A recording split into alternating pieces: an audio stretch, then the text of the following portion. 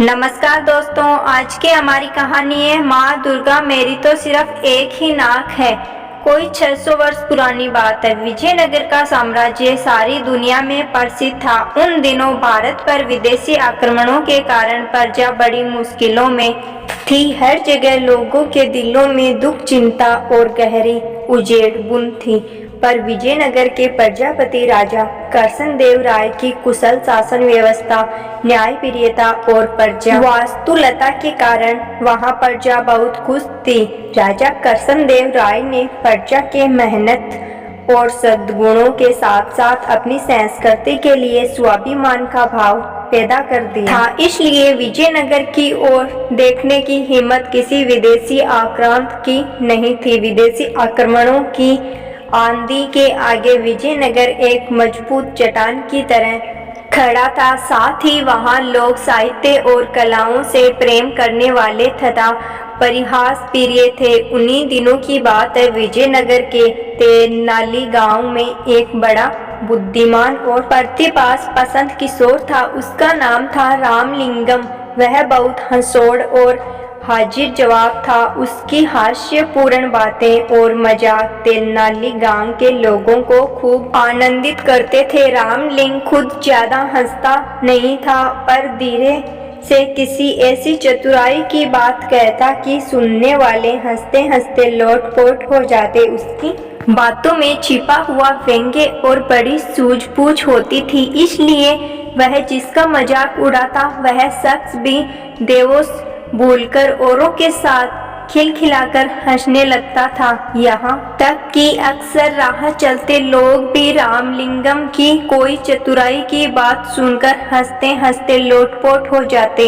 अब तो गांव के लोग कहने लगे थे, बड़ा अद्भुत है ये बालक। हमें तो लगता है यह रोते हुए लोगों को भी हंसा सकता है। रामलिंगम कहता, पता नहीं रोते हुए लोगों को हंसा सकता हूँ कि नहीं, पर सोते हुए लोगों को जरूर हंसा सकता हूँ। यह सुनकर आसपास खड़े लोग ठठाकर हंसने लगे। यहाँ तक कि तेलानी गांव में जो लोग बाहर से आता उन्हें भी गांव के लोग रामलिंगम के अजब गजब किस्से और कारनामे सुनाया करते थे। सुनकर वे भी खिलखिलाकर हंसने लगते और कहते, तब तो यह रामलिंगम सचमुच अद्भुत है।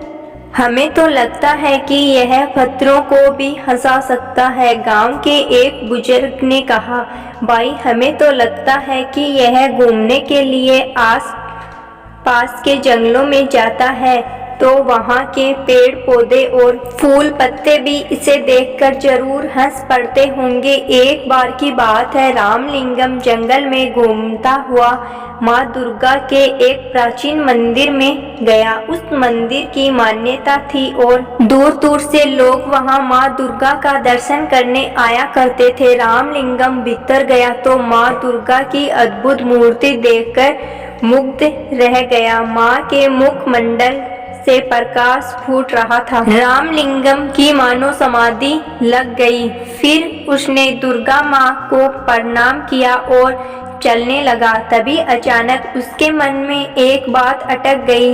माँ के 4 मुख थे, 8 भुजाएं थी। इसी पर उसका ध्यान गया और अगले ही पल उसकी बड़े जोर से हंसी छूट गई। देखकर माँ दुर्गा को बड़ा कौतुक हुआ।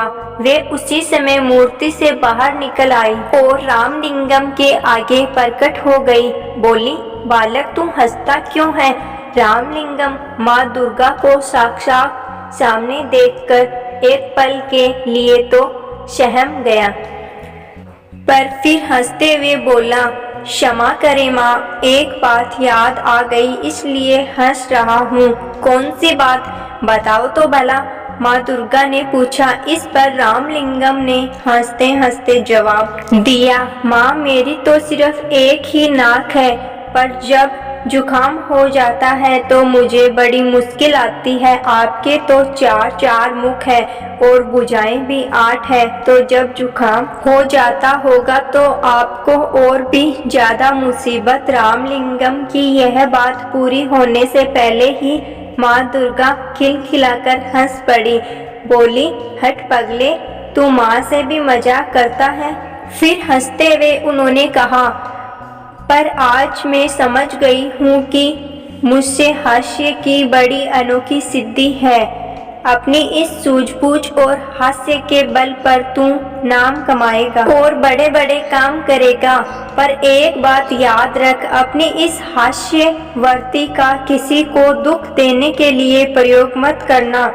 सबको हंसाना और दूसरों की भलाई के काम करना। जा तू राजा कृष्णदेव राय के दरबार में जा, वहीं तेरी प्रतिभा को पूरा सम्मान करेंगे। उन दिन रामलिंगम दुर्गा माँ के प्राचीन मंदिर से लौटा तो उसका मन बड़ा हल्का फुल्का था। लौटकर उसने माँ को यह अनोखा प्रसंग बताया। सुनकर माँ चकित रह गई और फिर होते होते पूरे तेलानी गांव में यह बात फैल गई कि रामलिंगम को दुर्गा ने बड़ा अद्भुत वरदान दिया है। यह बड़ा नाम कमाएगा और बड़े बड़े काम करेगा। उसके साथ ही साथ तेलानी गांव का नाम भी ऊंचा होगा। उम्मीद करती हूँ दोस्तों मेरी ये आज की कहानी आप सभी को पसंद आई होगी। अगर कहानी अच्छी लगी तो मेरे चैनल को सब्सक्राइब जरूर करना। धन्यवाद।